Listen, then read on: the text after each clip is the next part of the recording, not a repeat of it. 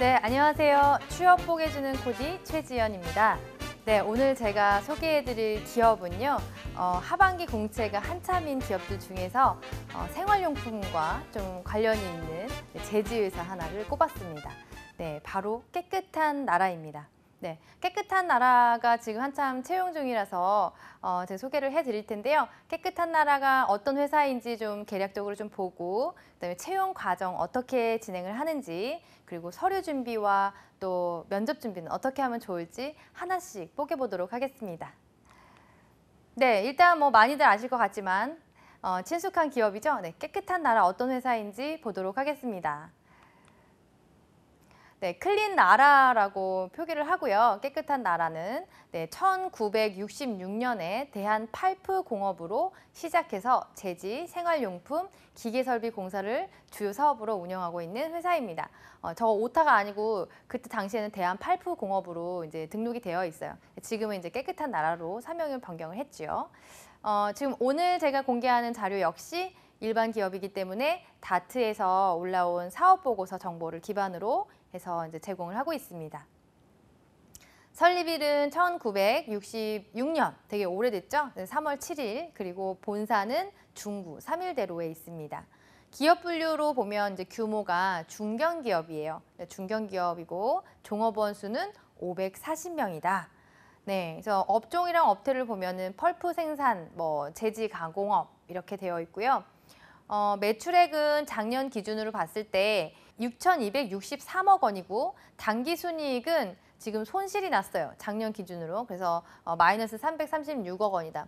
근데 이제 깨끗한 나라만 그런 게 아니라 이제 작년에 우리가 이제 폐지 수입 이런 것들이 이제 수출이 안 됐잖아요. 그러니까 중국에서 많이 폐지가 수입을 했었는데 우리가 이제 수출을 못하게 된 어떤 환경이라든지 그다음에 종이값 같은 거 이런 원자재 값 때문에 이 제지 업계가 다 이렇게 좀 부진했었어요. 그래서 여기 회사만 그런 거는 아니기 때문에 좀 이 부분은 참고를 하시면 좋겠고 그리고 지금 3분기가 지났기 때문에 2019년 3분기가 지나서는 지금 다시 이제 흑자가 됐어요. 그래서 올해 기업 보고서를 사업 보고서를 받아서 내년에 보게 되면 적자가 아닌 게 되겠죠. 사업 내용은 이제 펄프 제지 생산 그리고 가공 판매 그 외에 다른 사업을 한다 이렇게 기록이 되어 있습니다. 네, 깨끗한 나라를 조금 보면 사실 이제 우리가 자취를 하시는 분들이라든지 아니면 사무용품을 직접 사시는 분들이면 휴지나 이런 거에서 깨끗한 나라 이런 거 많이 보셨을 텐데 근데 그렇지 않으신 분들은 이 회사는 또 도대체 어떤 회사일까 또 궁금하신 분들도 있을 거란 말이죠. 그래서 계열사가 있어요. 그래서 계열사와 이제 어떤 일들을 하는지 지금 계열사와 모든 기업들이 그렇지만 이런 계열사의 사업들을 다 시너지를 내서 같이 이제 다각화를 하잖아요. 사업 다각화를 하잖아요. 근데 계열사 중에 이제 클린나라 USA는 LA에 있어요. 그래서 이제 거기에서는 포장자재 그리고 이제 종합무역 전문 기업이다. 그런 사업을 하고 있다라는 거고요. 그다음에 보노아라는 거는 지금 이제 충북의 음성에 공장이 있는 건데 보노아라는 어휘가 좋은 물이라는 의미를 가졌다고 해요. 그래서 물티슈 생산하는 이제 공장이에요. 그래서 충북 음성에 있습니다. 그다음에 KN이라는 거는 이제 플랜트 설비 관리 전문 건설 기업. 그래서 약간 플랜트 사업을 한다는 것이 조금 이렇게 익숙하지는 않죠. 그렇죠? 제지회사에서. 충북 청주에 있습니다. 계열사들은 저렇게 크게 3개가 있고 그다음에 깨끗한 나라에서는 이제 우리가 보통 이제 마트나 어떤 이제 어디 슈퍼나 이렇게 갔을 때 편의점이나 갔을 때 쉽게 구입할 수 있는 두루마리라든지 휴지라든지 미용 티슈, 키친 타올 이런 것들, 물티슈 이런 거, 그다음에 산업 제지, 기저귀 이런 것들, 특수 용지 이런 부분들을 이제 다 생산을 하는 기업이다라는 것을 이제 알 수가 있는 거죠. 자, 그러면 이제 깨끗한 나라 기업 분석을 좀 하기 위해서 이 회사와 관련된 이슈들은 뭐가 있는지 한번 볼게요. 근데 이제 꼭 이 회사와 이슈가 되는 것이 아니더라도 산업 이슈, 업종과 관련된 것들을 좀 보는 것도 중요하거든요. 그래서 제가 오늘 3개를 꼽았는데 첫 번째 꼽은 이슈는요. 환경부에서 일회용 기저귀 의료 폐기물에서 제외했다라는 소식입니다. 그래서 어떤 정책이나 제도나 업종의 어떤 이슈들도 같이 보는 게 중요해요. 그리고 만약에 제지 회사만 준비한다라고 하면 그 경쟁사 경쟁사 그룹 중에서 다른 곳을 또 준비를 할 수도 있고 그리고 내가 꼭 제지 회사만 안 할 수도 있고 그러니까 크게 업종을 보는 것도 되게 중요하거든요. 근데 이게 왜 중요하냐면 지금 환경부에서 원래 병원에서 나오는 일회용 기저귀들 이제 환자가 쓰고 버리는 이 기저귀들을 의료 폐기물로 취급을 하겠다고 했었는데 그렇게 되면은 처리 비용도 많아지고 그러면 기저귀 사용량이라든지 어떤 제재가 많이 갈 거예요. 그러면 기저귀를 생산하는 기업이나 어떤 그런 데는 좀 타격을 입을 수밖에 없는데 의료 폐기물이 아니다라고 했기 때문에 기존처럼 이제 그 병원에서 기저귀를 대량으로 쓰게 되는 거죠. 그래서 그런 부분들이 좀 환경적인 이슈다라고 생각이 들어서 첫 번째는 꼽아봤습니다. 두 번째는 물티슈 마켓슈어가 10%다라는 건데 이거는 깨끗한 나라에만 해당되는 거예요. 그러니까 물티슈 시장이 날로 지금 증가하고 있거든요. 근데 이제 깨끗한 나라에서 나왔던 이런 물티슈가 지금 시장 점유율이 물티슈 시장에서 10%를 차지한다. 10%가 맞냐? 적은 비중이 아니에요. 그래서 그리고 이제 이 물티슈를 생산하는 기업도 여기저기 많기 때문에 이걸 다 나눠 가지게 되면 이걸 무시할 수 없는 부분이고 그리고 계속 성장하고 있는 추세이기 때문에 제가 이제 꼽아드린 거고요. 그리고 이제 물티슈 같은 경우에는 안전성에 문제가 있기 때문에 이런 뭐 기술 같은 것들도 되게 중요하거든요. 그리고 이제 최근에는 이제 녹는 물티슈 같은 것들을 개발을 하잖아요. 그래서 이제 그런 기술을 가지고 있죠. 여기에서는.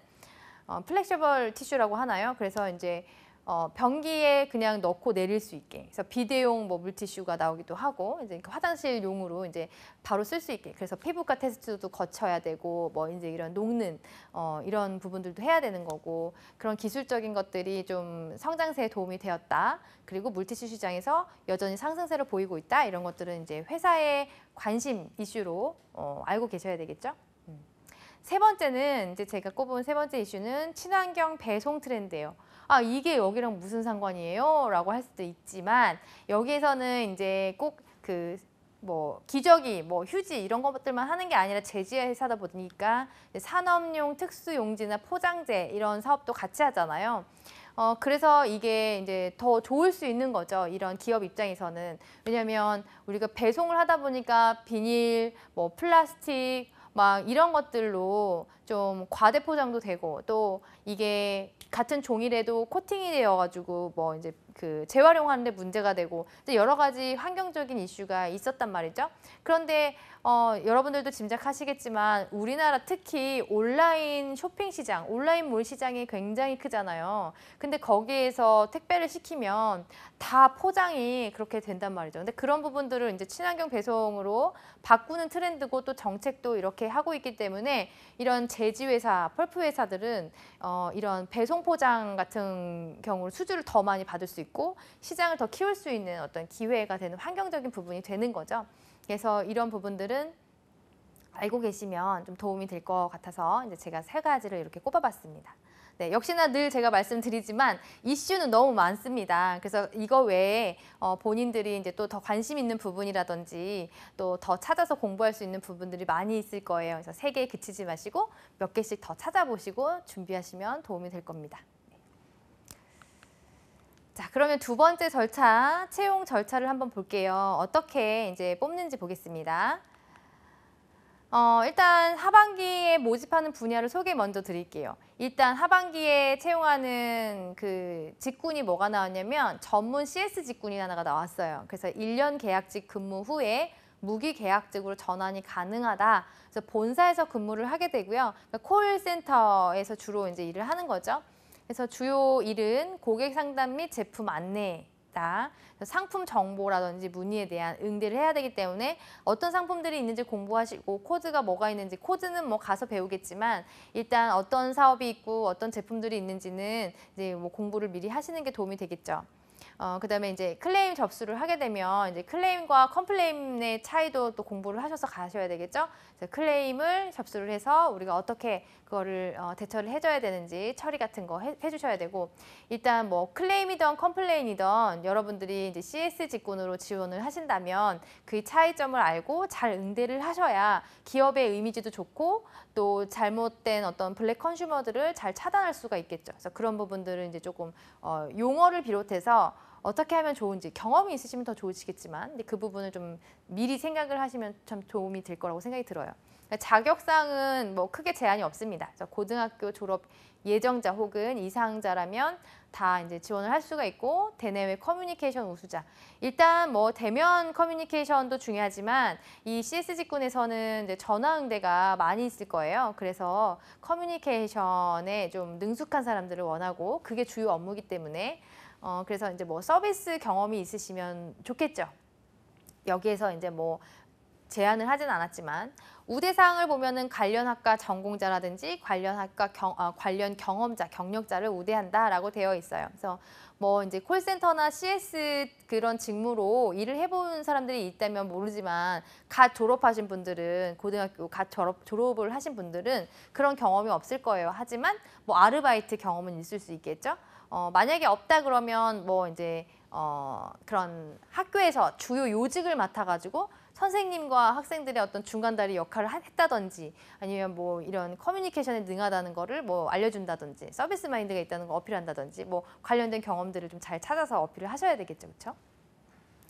그리고 이제 두 번째는 이제 홈앤라이프 사업부인데요. 이건 로컬 영업직으로 하나가 또 나왔어요. 그래서 이거는 정규직으로 채용을 하는 건데, 로컬 영업이라고 하면 이제 농협 채널을 관리하는 것, 그래서 매출 실적을 관리하는 영업직입니다. 그래서 지역이 딱 표시가 되어 있어요. 광주에서 하셔야 되니까 지역 관련된 지역에서 좀 관심 있는 분들도 이제 뭐 많이 지원을 하시면 좋을 것 같아요. 전공 무관이고요. 이 영업직에서는 4년제 이상이라는 학력 제한을 두었습니다. 그래서 학력이 4년제 이상 대학 졸업 예정자 또는 기졸업자들이 지원을 할 수 있고요. 병역 필도는 면제자여야 된다. 그리고 우대사항은 SAP 가능자, 그다음에 경력자, 그다음에 커뮤니케이션 우수자, 윤리적 수준이 높은 자, 이렇게 되어 있습니다. 앞에 나와 있는 그 CS 직구는 우리가 온라인 지원을 할때 그런 채용 연계 사이트를 통해서 지원을 하게 되어 있는데, 이거는 이제 홈페이지 가서 지원을 하셔야 돼요. 네, 그래서 채용 프로세스를 보면 여기에서도 필기 면접을 보지 않습니다. 그래서 이제 서류 면접 최종만 해서 좀 간략한 프로세스로 구성이 되어 있고요. 서류 온라인 지원을 해야 되는데, 방금 말씀드린 것처럼 CS 직구는 지금 홈페이지에서 지원이 안 되고 채용 포털 사이트에서 연계해서 링크로 들어가게 되어 있고요. 그래서 별도의 어떤 양식이 없다는 거죠. 그리고 이제 그 영업직, 로컬 영업 같은 경우는 홈페이지로만 이제 지금 지원을 할 수 있기 때문에 영업직에 관심 있으신 분들은 홈페이지에서 지원을 하셔야 됩니다. 그리고 이제 면접은 1차 면접 그리고 2차 면접으로 나누어서 실무와 인성 면접을 같이 보게 되어 있고요. 그리고 이제 최종적으로 검진을 한 후에 이제 입사가 결정이 되는 거지요. 네, 그러면 이제 이번에는 서류 전형 어떻게 준비하면 좋을지 한번 알아보도록 하겠습니다. 자소서 항목, 그리고 어떻게 하면 좋을까요? 일단 자소서 항목을 보니까요, 6개가 있습니다. 지금 조금 전에 말씀드린 것처럼 CS 직구는 따로 회사 양식이 없고 홈페이지 지원이 되지 않아요. 그래서 여러분들이 채용 포털 사이트에 이미 가입이 되어 있고 기존에 작성해 놓은 그런 입사 지원서가 있다면 바로 그냥 지원을 하면 되는 시스템이고, 지금 이거는 로컬 영업직은 홈페이지에서 들어가서 지원을 해야 되기 때문에 거기에서 제한한 항목이에요. 그러니까 이 항목 기준은 CS 직군이 아니라 이제 로컬 영업에 해당되는 자소서 항목입니다. 자, 그런데 이런 것들을 쓰기 위해서는 제가 이제 자소서 쓸 때 항상 말씀을 드리지만, 인재상이나 회사의 경영차력이나 이런 것들을 좀 참고해서 쓰는 것이 훨씬 수월해요. 그래서 깨끗한 나라의 인재상을 보고 다시 넘어가 볼게요. 3가지가 있고요. 첫 번째, 전문성입니다. 그래서 자기 분야 최고의 지식을 가진 인재, 전문 능력을 개발하고 최고를 지향하는 사람이다. 강점이나 아니면 뭐 자기의 경험이나 이런 것들을 들어야 될 때 있잖아요. 이 전문성과 관련돼서 여러분들이 전공 공부나 아니면 다른 사람들보다 내가 조금 더 잘하기 위해서 노력했던 어떤 경험? 꼭 공부만이 아니라 경험도 좋고요. 뭐 이런 부분들을 좀 어필할 수 있다면 여기에다가 좀 쓰는 것이 좋을 것 같아요. 그리고 이제 두 번째는 열정, 창의성, 도전 정신을 가진 인재, 적극적인 사고로 끊임없이 변화를 주도하는 사람. 특히나 이제 영업직, 로컬 영업 같은 경우는 실적 관리를 해야 되기 때문에 이 열정을 어필하는 것도 저는 참 도움이 된다고 생각이 들어요. 그래서 내가 좀 주도적으로 도전하고 좀 창의적으로 뭔가를 좀 개척한 것이 있다면, 왜냐면 거래처를 채널을 관리를 할 때 기존 거래처를 관리하기도 하지만 신시장을 개척해야 되는 것도 있잖아요. 그래서 이제 뭐 여러 가지 좀 생각을 해서 꼭 영업 경험이 아니더라도 뭔가 새롭게 한 경험이 있다면 하나 꼽아 놓으시면 좋을 것 같고요. 그다음에 세 번째는 팀워크. 팀워크는 뭐 어느 회사나 조직 생활을 할 때 기본으로 좋아하지만 특히나 여기서 강조를 한다는 것은 이제 경험을 듣고 싶다는 거죠. 그래서 여러분들이 과제 수행이나 일을 하면서 팀워크를 잘 발휘했고 또 성과가 잘 나온 어떤 경험이 있다면 그걸 잘 정리해서 기술을 하시는 게 좋겠습니다. 그래서 여기에서 말하는 팀워크는 회사와 동료에 대한 애정을 가진 인재, 상호 존중과 배려의 마음을 갖추고 동료와 회사의 발전을 위해서 노력하는 사람. 그러니까 어떤 기업이든지 뭔가 혼자만 잘해서 실적 내는 걸 좋아하지는 않죠. 그래서 여기에서도 마찬가지로 뭐 서로 잘해서 공동의 목표, 잘 달성하자 이런 부분이에요. 그래서 이런 전문성, 열정, 팀워크와 연계해서 쓸 수 있는 항목을 다시 한번 이제 좀 찾아볼게요. 일단 뭐 자기 자신을 한 줄로 PR해 보세요 라고 했을 때 여기에서도 인재상 3개 중에 뭐 꼽을 수 있죠. 그래서 이거를 좀 연관이 된다면 대표 인재상으로 생각해 보시는 것도 좋을 것 같고요. 수식어를 써야 되겠죠. 이 PR이라는 거에 자체에. 자, 그다음에 두 번째는 이제 성장 과정과 성격 강점, 약점에서도 아까 말했던 뭐 상호 존중, 팀워크라든지 자기 그 열정, 뭐 어떤 도전, 창의성 이런 부분들. 세 번째는 교내외 활동 및 특기 사항을 할 때 관심 분야, 수상 경력 이런 부분들을 본다면 전문성이랑 연결을 시켜도 좋을 것 같고요. 전문성이랑 연결이 안 되면 아까 얘기했던 팀워크, 프로젝트 과제 경험을 가지고 같이 쓰셔도 될 것 같아요.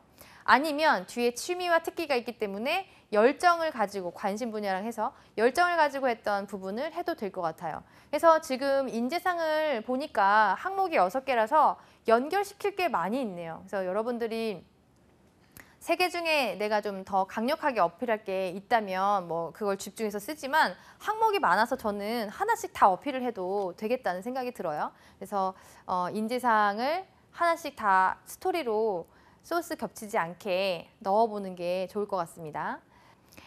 자, 그다음에 5번째는요. 팀을 구성해서 공동의 목표를 추진해본 경험이기 때문에 이것도 역시 가장 무난한 게 우리가 학교 생활에서 했던 과제예요. 그래서 프로젝트를 혼자 뭐 주로 많이 하지 않기 때문에 팀 과제를 대학 생활에서 많이 경험을 하고 거기에서 팀 역량을 양성하거든요. 그래서 이제 그 부분을 좀 쓰는 거죠. 그러니까 여기에서 기준이 로컬 영업은 4년제 이상이기 때문에 8학기를 들었을 거 아니에요. 아무리 휴학을 하고 해도 8학기 동안 여러분들이 수강한 과목이 굉장히 많을 텐데 그중에서 좀 성과가 잘 나왔던 거 하는 것도 좋고, 만약에 내가 특별히 뭐 학교 생활에서는 기억이 안 난다 하면 동아리 활동 뭐 이런 거나 아니면 뭐 대외 활동 중에서 꼽는 것도 괜찮다고 생각이 듭니다. 그다음에 이제 6번째는 아까 이제 뭐 인재상과 관련이 없다고 말씀드렸듯이 지원 동기 반 쓰고 입사 후 포부 반 쓰고, 그래서 각 항목은 제목을 달아서 쓰시는 게 좋아요. 그래서 뭐 1번 같은 경우에는 백한자이기 때문에 특별히 제목을 달지 않아도 우리가 한 줄로 읽어서 다 이해를 할 수 있기 때문에 그 1번은 제외하고 2번, 3번, 4번, 5번, 6번은 다 각각 500자씩 소제목을 달아서 스토리 하나씩, 그리고 이왕이면 인재상이랑 매칭을 하나씩 해서 되는 경험을 넣어주는 거. 추가로 더 말씀드리면 경험을 기술할 때는 스타 기법. 그래서 스타 기법할 때 S, 환경, T, 태스크, A, 행동, R, 첫 번째 R, 결과, 그리고 두 번째 R, 리얼라이제이션, 배운 점 해서 그 구성으로 스토리를 탄탄하게 구성하신다면은 경험으로 잘 쓸 수 있다라는 말씀을 드리고 싶습니다. 그래서 1번에 한 줄로 PR하는 거 한번 생각해 보시고요. 아마 100한자지만 이 PR 한 줄을 하기 위해서 훨씬 더 많은 시간을 써야 될 거예요. 나를 PR하려면은 아까 얘기했듯이 형용사 수식어를 해야 되는데 어떤 인재다라는 걸 얘기할 때 역량 키워드 중심으로 쓰는 것이 좋겠죠. 네. 성장 과정과 성격을 얘기할 때 500자이기 때문에 성장 과정 따로 쓰고 성격을 따로 쓰기보다는 내 성격의 장점이 잘 드러날 수 있는 성장 과정 속에서 스토리를 하나 뽑는 게 좋고요. 약점은 내가 일을 하는데 단점이 되지 않아야 돼요. 치명적인 단점이 되지 않아야 돼요. 그러려면 사람들에게 피해를 주는 단점이라든지 아니면 로컬 영업을 하면서 시간 약속 개념이 없다라든지 뭐 잠이 많다라든지 뭐 운전을 못한다든지 뭐 이런 부분들은 사실 너무 일을 하면서 치명적인 부분이잖아요. 계산을 잘 못한다든지 이제 이런 부분들을 제외하고 어느 정도의 인간미로 인정이 되는 수준의 약점을 쓰고 그거를 개선하기 위해서 이런 노력을 하고 있다까지 쓰면 훨씬 더 좋겠습니다. 그 다음에 3번 같은 경우에는 지금 관심 분야, 봉사, 수상 경력, 해외 경험, 취미, 특기 중에서 여러분들이 해당되는 경험을 하나 선택해서 쓰는 것이 좋고요. 자, 그 다음에 4번은 아까 얘기했듯이 내가 잘할 수 있는 뭐 지식적인 거, 아니면 기술적인 거, 아니면 경험적인 거, 아니면 성격적인 부분을 들어서 내가 로컬 영업을 정말 잘할 수 있다. 이렇게 어필을 하셔야 되는 부분이고요. 5번은 팀워크를 보여줘야 되기 때문에 팀 과제나 뭐 대외 활동이나 이런 부분에서 하나 꼽으셔야 되고요. 꼭 공부가 아니어도 괜찮아요, 여러분. 봉사활동 아니면 뭐 축구 동호회 뭐 아무거나도 괜찮습니다. 자, 그다음에 6번째는 지원 동기, 입사 후 포부. 근데 10년 후 나의 모습이기 때문에 여기에는 친절하게 10년 후 나의 모습이라고 되어 있지만 입사 후 포부에 10년 후 나의 모습이라는 단서가 없더라도 보통 이제 우리가 미래 직업 경력 개발할 때 10년 후를 보거든요. 그래서 10년 후에 어떤 영업 관리자, 어떤 영업 전문가가 되겠다는 목표를 가지고 그를 위해서 내가 지금 이렇게 일 경험을 하겠다라는 단계가 들어가면 훨씬 좋겠습니다. 자, 그러면 마지막으로 이제 면접 전략 어떻게 준비하면 좋을지 한번 보도록 할게요. 네, 1차 면접, 2차 면접 나누어져 있고요. 첫 번째는 이제 기술 면접 해서 다대다 실무진 면접이 있습니다. 그래서 직무, 전문 지식, 실무 능력, 업무 수행 능력이 있고요.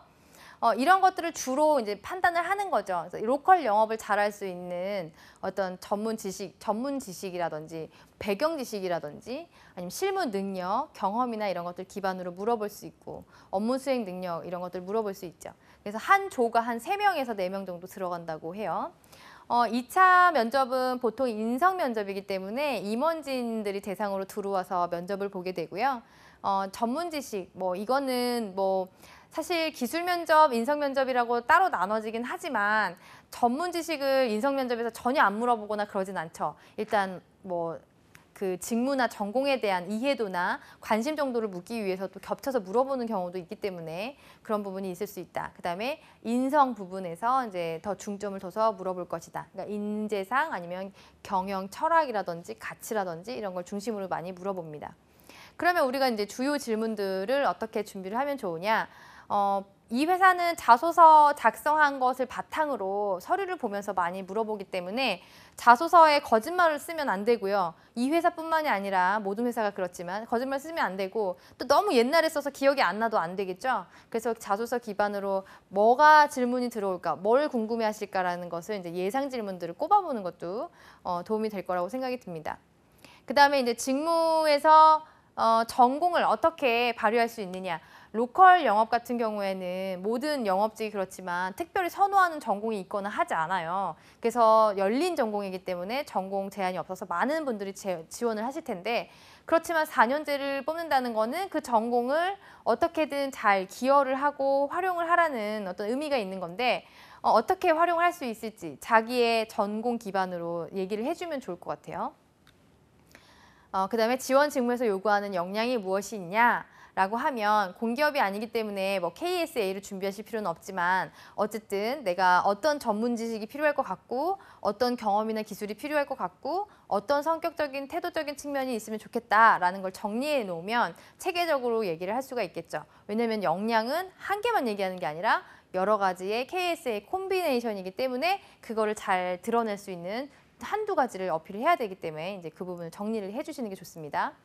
그 다음에 이제 로컬 영업이지만 광주로 났지만 이제 또 지역이 순환이 될 수가 있잖아요. 그래서 지방 순환 근무가 가능한지 혹은 내가 이 부서에서 성과를 잘해서 다른 데로 다른 부서로 스카웃이 갈 수도 있고 혹은 내가 로컬직으로 이제 지원을 했지만 경영자들이 판단을 했을 때 다른 부서에 가면 더 잘할 수 있겠다라는 판단이 들 수도 있고 그래서 이제 지방수능 근무나 아니면 부서 이동이나 이런 것들이 가능한지 물어봅니다.